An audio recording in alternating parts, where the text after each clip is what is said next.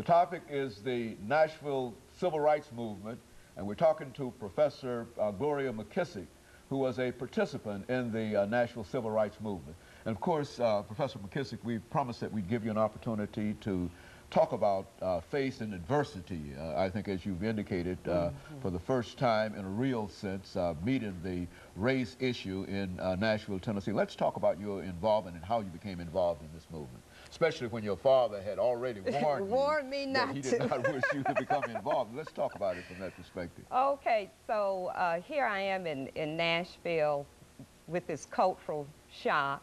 I need to say we came down on the train back then.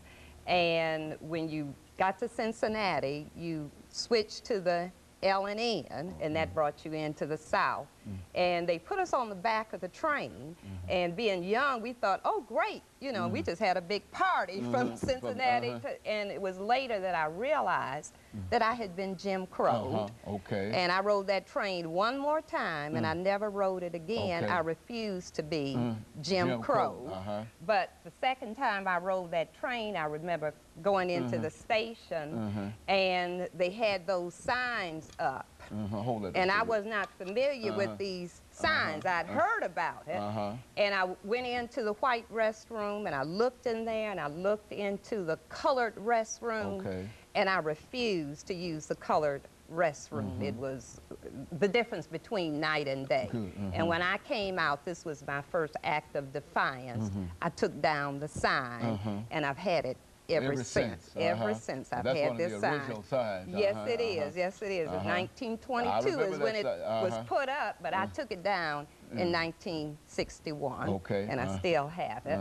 So I had that feistiness in me, and we were in the student union, and some of the Freedom Riders, and I really wasn't aware of the Freedom Rides at the time, and that these students had been put out of school and all the things that had transpired, and they were looking for young recruits, freshmen especially, naive people, to get involved in the movement. And myself and my girlfriend, we decided to join them, and we went downtown, and we had very little preparation. Some people just think that there's this long period of preparation, and some people did experience that.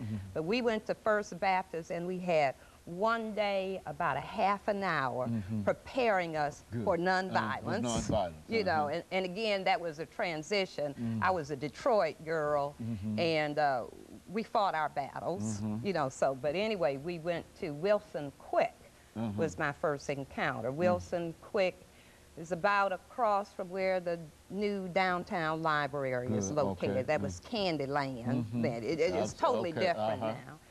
But after a short period of training and telling us to go limp and be nonviolent and not talk back, et cetera, I found myself at Wilson Quick. Had a long counter, you know, they had those lunch counters then. And when we walked in, this was my first sit-in, everyone left out, and a mob formed on the outside, and there we were in the back sitting at tables, and fear had not come to me yet. It was an experience, it was an adventure, but it got real to me as they dragged those students out one by one, the bus boys. And the next thing I knew, I was the last person in there, and that's when it got real, and I got scared. But I knew God was with me, and I never will forget being dragged out of there. I also learned not to wear good clothes either.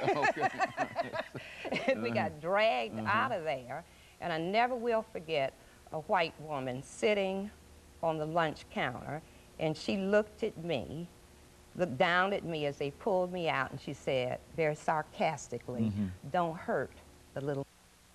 And I had never been called it before, and that's when I joined the movement. That did it for me, and I knew that this was something I had to do. And from then on, every Saturday, every weekend. I lived off campus, by the way. If I lived on campus, I would not have been able to be involved because they had curfews. Okay. But I lived in approved housing, and so we had more freedom. But my experience ended, and I mean, we did Cross Keys, Crystals, all those places. Had bricks thrown at me, paddy wagons, the whole so 9 this was yards. a real violent kind of thing Oh, that you were coming to realize. Absolutely, absolutely. Yeah, I had a brick thrown and just missed my head, hit me in the back. I've had back problems ever since that brick. But my involvement ended sooner than I wanted it to. We were involved in a sleep-in, and that was at the Andrew Jackson and the Hermitage Hotel. Okay, I remember the Andrew Jackson, and I know where the Hermitage is. Yes, down where T-Pack is now. The Hermitage is still there.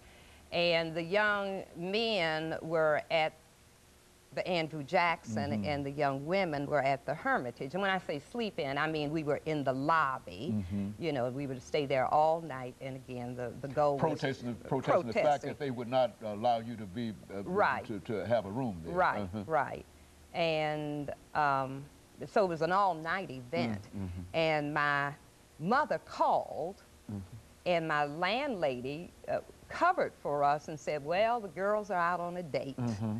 You know, and you were down and I was at a sit-in, you know, sleep-in. And she called again. And after a while, my landlady had to say the girls are at a sleep-in. Well, that was a horrible thing to say, a sleep-in, bad enough to sit in, but not a sleep-in. What does that mean? And anyway, long story short, my father got involved, the man who said, and it wasn't that my father didn't believe in the movement because he lived a life of being a political activist himself, but I was his little girl, you know, he didn't want me to get hurt. And he called the dean's office. Okay. And the next morning, I had to meet with Dean Payne. You remember Dean Payne? No one wanted to have to meet with Dean Payne. And I had a choice that either I was moved on campus and under curfew and get out of the movement, or I had to come home. Okay. Okay, and of course, let's have this second commercial break, Professor McKissack, and then we'll give you an opportunity to talk about some of the notable personalities that you became involved with during this time. And of course, we'll be back with our audience following this very short commercial break.